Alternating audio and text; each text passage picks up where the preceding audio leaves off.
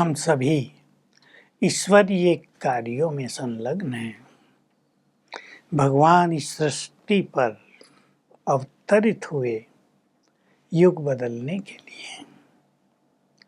उसने हम सबको अपना साथी बना लिया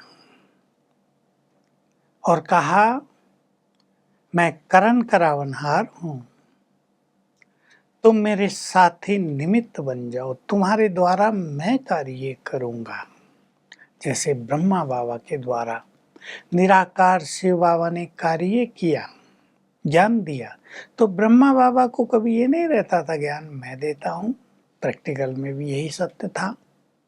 सारा कार्य शिव बाबा के द्वारा हो रहा है। ये यज्ञ भी उसने रचा।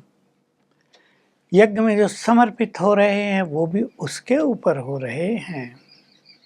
हम सभी उसके कार्य को संपूर्ण करने में लगे हुए हैं।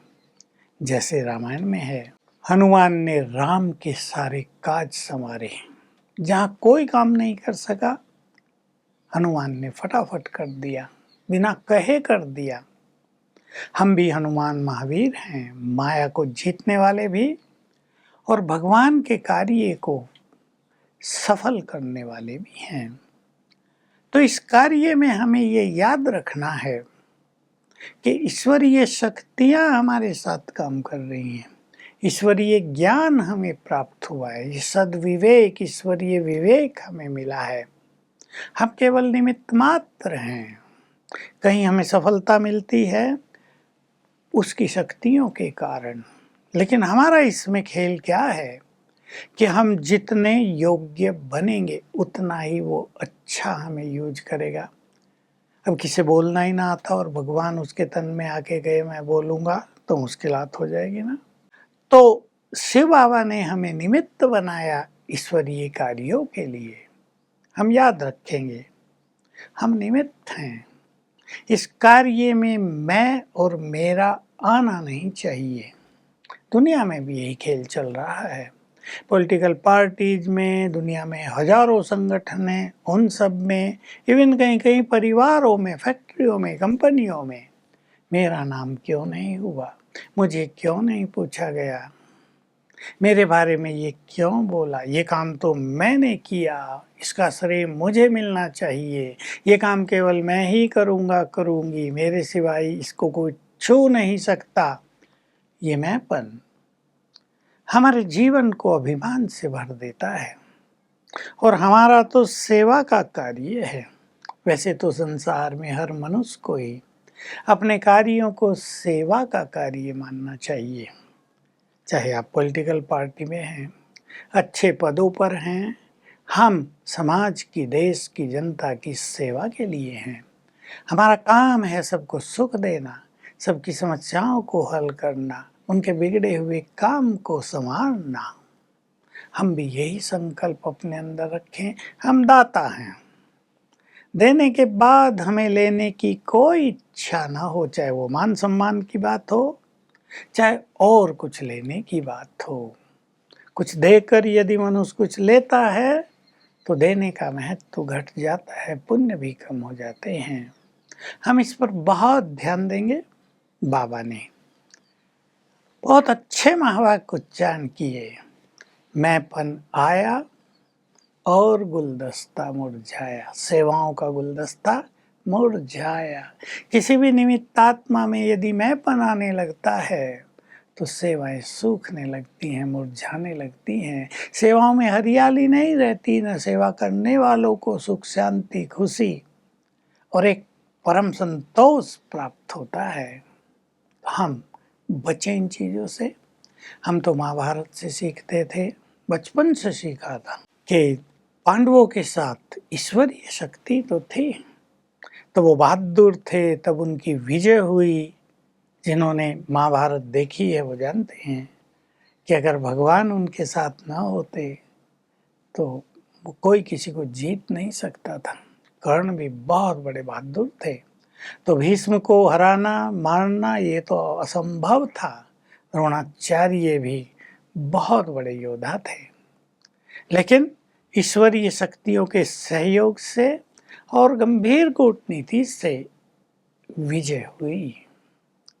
हम भी ये भूले नहीं कि हमारे साथ भी ईश्वरीय शक्ति है, और जिस दिन ये ईश्वरीय शक्ति हट जाती है, महाभारत के अंतिम सीन में दिखाया, भीम की भुजाओं में बल नहीं रहा, युधिष्ठिर के पास धर्म का राज चलाने की शक्ति नहीं रही, अर्जुन रास्ते में भीलों से ही हार गया। भीलों के पास छोटे छोटे वो लकड़ी के बने हुए तीर और कमान थी, और अर्जुन के गांडीव उनको कुछ नहीं कर सका। ईश्वरीय शक्ति थी तब विजय थी, तब बल था, तब विवेक था, तब धर्म की सत्ता थी। हमें ये बात बहुत गहराई से अपने अंदर समा लेनी है। कई लोगों को बड़ी दुविधा सी रहती है, हम बहुत सेवा करते, हमें कोई जानेगा ही नहीं तो मजा क्या आया। नाम उनका हो रहा जो कुछ नहीं करते, जो बहुत कुछ कर रहे हैं वो गुप्त हैं। लेकिन हमें याद रखना चाहिए, जो बहुत कुछ करके गुप्त हैं उनको बल बहुत मिल रहा है, उनको भाग्य बहुत मिल जाएगा। और जो थोड़ा करके नाम मान के पीछे भाग रहे हैं, उन्हें नाम मान मिल रहा है, लेकिन उनका बल और भाग्य वहीं समाप्त हो रहा है। दुनिया में भी हम इसी बात पे ध्यान देंगे।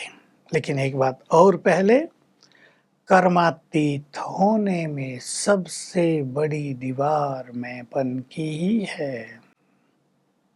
ये रोकता है, ये हमारे सामने दीवार बनकर खड़ा है, ये अनेक व्यर्थ संकल्पों का कारण बन जाता है। तो मैं को भी छोड़ना है, मेरा इसको भी छोड़ना है। तब हमें नशा चढ़ेगा मेरा बाबा, यानी जो भगवान है वो मेरा है।